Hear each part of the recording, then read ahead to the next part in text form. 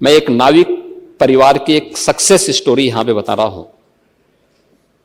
ये नाविक परिवार जिनके पास 130 नौकाएं थी, 45 दिनों की अवधि में इन लोगों ने शुद्ध बचत की है 30 करोड़ रुपए की। यानी एक नाव ने 45 दिनों में 23 लाख रुपए की बचत की है, कमाई की है। प्रतिदिन के अगर आप उनकी बचत देखेंगे तो यह लगभग 50 से लेके 52,000 पर डे की उनकी इनकम थी एक नाव की। और इसमें मैं तो गया था 27 फरवरी को प्रयागराज में, और प्रयागराज में जाकर के हम लोगों ने, मैंने पहले मां गंगा के प्रति कृतज्ञता ज्ञापित की थी अपने सहयोगियों के साथ में। मां गंगा का पूजन किया था, सफाई भी की थी। इसके उपरांत हम लोगों ने इस पूरे महाकुंभ के आयोजन को स्वच्छ बनाए रखने में जिन्होंने योगदान दिया था, उन स्वच्छता कर्मियों के साथ भी, और जिन्होंने स्वास्थ्य की सेवा, कोई संक्रमण और कोई बीमारी नहीं फैलने दी, ऐसे स्वास्थ्य कर्मियों के साथ में, जो हेल्थ वॉरियर्स थे, उनके साथ में हम लोगों ने पहला आयोजन किया था, उनका सम्मान का कार्यक्रम किया था। इस आयोजन के बाद हमारा दूसरा जो आयोजन था वह नाविकों के साथ ही था। नाविकों के साथ भी हमने संवाद बनाया था, उनके लिए भी हमने एक पैकेज की घोषणा की। इसके उपरांत हमने परिवहन निगम से जुड़े हुए उन लोगों के प्रति और रेलवे के उन सभी अधिकारियों और कर्मचारियों के प्रति भी हम लोगों ने धन्यवाद ज्ञापित किया था, जिन्होंने श्रद्धालु जनों को वहां तक पहुंचाने में अपना योगदान दिया। उनके साथ भी हम लोगों ने कार्यक्रम किया था। और इसके उपरांत हम लोगों ने चौथे कार्यक्रम में सुरक्षा और प्रशासन से जुड़े हुए लोगों के साथ भी हम लोगों ने एक कार्यक्रम आयोजित किया था। उनके साथ भी बैठ करके हम लोगों ने सहभोज के साथ हम लोग बैठे थे। मैं, मेरे साथ दोनों डिप्टी सीएम भी थे, अन्य मंत्रीगण भी थे, अन्य वरिष्ठ अधिकारीगण भी थे। ये सभी आयोजन वहां पे हुए। लेकिन महाकुंभ का आयोजन उत्तर प्रदेश की इस सामर्थ्य को देश के सामने और देश की सामर्थ्य को दुनिया के सामने रखने में सफल हुआ। आपका कितना भी दुष्प्रचार था, लेकिन वह भारत की आस्था को कहीं डगमगा नहीं पाया। आप लगातार दुष्प्रचार करते रहे, और आप लोगों का यह सबसे बड़ा हथियार था। आप लोगों ने इसके लिए बहुत तरीके से इसको लोगों के सामने बहुत नकारात्मक तरीके से प्रस्तुत करने का प्रयास किया। लेकिन आपकी नकारात्मक बातों पे न प्रदेश की जनता को न देश की जनता को ही विश्वास था। और मुझे लगता है कि यह आपके लिए उल्टी गिनती है कि जनता आपकी बात को अब सुनना ही बंद कर दी है। आप देखें ना कि कोई उत्तर प्रदेश का कोई गांव ऐसा नहीं था जिससे बस वहां नहीं पहुंची हो।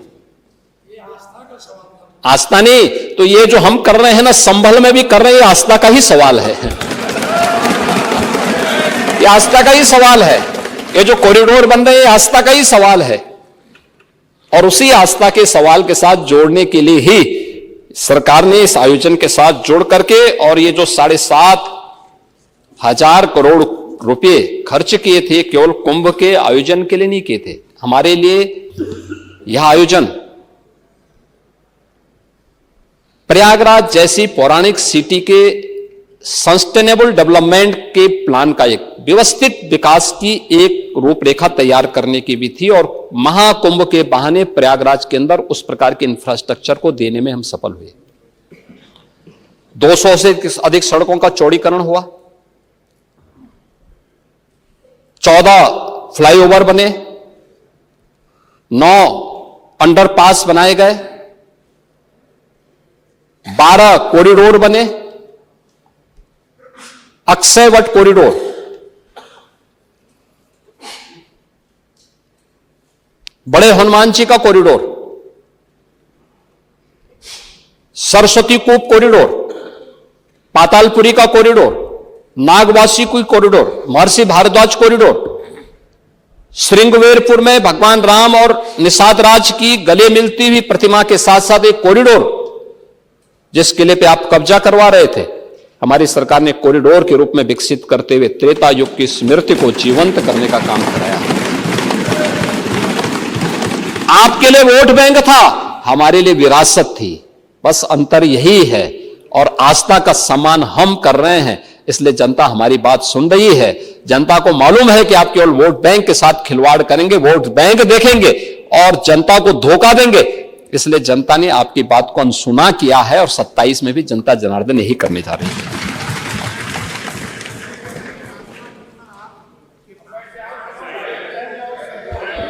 हम मना नहीं कर रहे हैं, मैं तो आपको धन्यवाद दे रहा हूं कि आप कुंभ में गए, 13 में आपको जाने नहीं दिया, हमने इस बार मना नहीं किया, क्योंकि जो मेरी आस्था थी वही आपकी भी आस्था है। लेकिन चच्चू बहक गए, फिर खा गए गच्चा, और चाहते थे लेकिन किस मुंह से जाएं, इसलिए चूक गए और पुण्य से भी वंचित हो गए। महोदय, बजट की अपनी एक थीम होती है और 2025-26 के इस बजट को लेकर के जब मेरे सहयोगी वित्त मंत्री ने इस सदन में इस बजट को प्रस्तुत किया था, तो एक थीम के साथ प्रस्तुत किया था। यह हमारा सौभाग्य है कि आदरणीय प्रधानमंत्री जी के मार्गदर्शन में यह हमारी सरकार का 9वां आम बजट था, जिसको हमें इस सदन में प्रस्तुत करने का सौभाग्य प्राप्त हुआ है। और हर बजट अपनी एक निश्चित थीम के साथ आगे बढ़ा। हमने 2017-18 में अपना पहला बजट प्रदेश के अन्नदाता किसानों को समर्पित किया था। याद करिए, उस समय प्रदेश में एक कृषि बाहुल्य प्रदेश है। इस किसान का अन्नदाता किसान आत्महत्या कर रहा था और उस समय ऋण माफी के एक बड़े कार्यक्रम के साथ हमने बजट प्रस्तुत किया था। मुझे प्रसन्नता है, आज अन्नदाता किसान खुशहाल है, आत्महत्या प्रदेश में बंद हुई है। 2018-19 का बजट हम लोगों ने उत्तर प्रदेश की आवश्यकता, देश की आबादी का सबसे बड़ा प्रदेश है, तो इस बड़े प्रदेश के लिए इसी स्केल का इंफ्रास्ट्रक्चर भी चाहिए। तो हम लोगों ने 2018-19 का अपना जो मूल जनरल बजट प्रस्तुत किया था, वह इंफ्रास्ट्रक्चर और औद्योगिक विकास के लिए समर्पित किया था। और प्रदेश का पहला इन्वेस्टर समिट भी हम लोगों ने इस वर्ष किया था। 2019-20 का बजट हम लोगों ने मातृशक्ति, आधी आबादी को समर्पित किया था। मातृशक्ति के वंदन के लिए, उनके अभिनंदन के लिए मिशन शक्ति के कार्यक्रम को आगे बढ़ाते हुए बजट को महिला सशक्तिकरण को समर्पित किया था। 2020-21 का बजट हम लोगों ने अपने प्रदेश की युवा शक्ति को समर्पित किया था। और 21-22 का बजट प्रदेश के स्वावलंबन से सशक्तिकरण की थीम पर आधारित था। 22-23 का बजट अंत्योदय से आत्मनिर्भरता के लक्ष्य को प्राप्त करने का था। 23-24 का बजट त्वरित, सर्वसमावेशी और समग्र विकास के साथ साथ आत्मनिर्भर उत्तर प्रदेश की आधारशिला को रखने का। और 24-25 का हमारा बजट लोक मंगल को समर्पित करके राम राज्य की अवधारणा को